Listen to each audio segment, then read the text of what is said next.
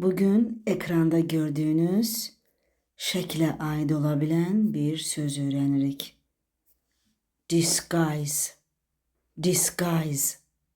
Disguise sözünün əsas mənası insanın zahiri görünüşünü dəyişmək və ya əsl kimliyini gizlətmək deməkdir. Yəni aldatmaq, yanıltmaq və ya özünü tanıtmaqdan qaçmaq məqsədi ilə edilən bir hərəkət. Disguise.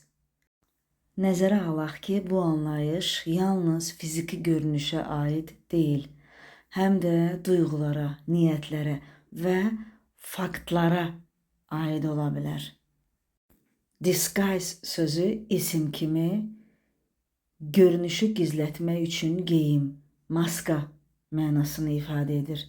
Məsələn, he wore a disguise so nobody could recognize him. Yəni o heç kim onu tanıya bilməsin deyə maska geyinmişdi və ya gizlədici bir vasitə geyinmişdi. Və ya her smile was just a disguise for her sadness. Azərbaycan dilinə belə tərcümə oluna bilər. Onun gülüşü sadəcə olaraq kədərini gizlətmək üçün bir maska idi və yaxud da ki, gizlədici bir vasitə idi. Disguise isim kimi maska, gizlədici bir vasitə mənasını daşıyırdısa, feil kimi gizlətmək, maskalamaq, üstünü örtmək mənasını daşıya bilir. Məsələn, she disguised her voice on the phone. Burada disguise feil kimi səsini dəyişdirmək mənasına, dəyişdirmək, gizlətmək mənasına gəldi. Yəni o telefonda səsini dəyişdirdi.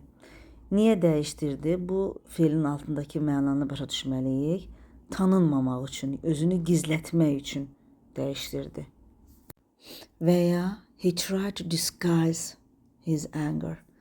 Yəni o qəzəbini gizlətməyə çalışdı.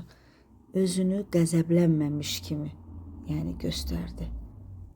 Disguise feilinə sinonim olaraq, yəni eyni mənalı söz olaraq mask, camouflage, concealment, cover sözlərini işlədə bilərik.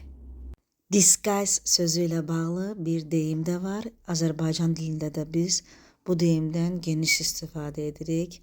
Hər şərdə bir xeyir var. Yəni a blessing in disguise. So, after learning these facts, I'm going to ask you a question. How can you disguise yourself? Show me on the comments.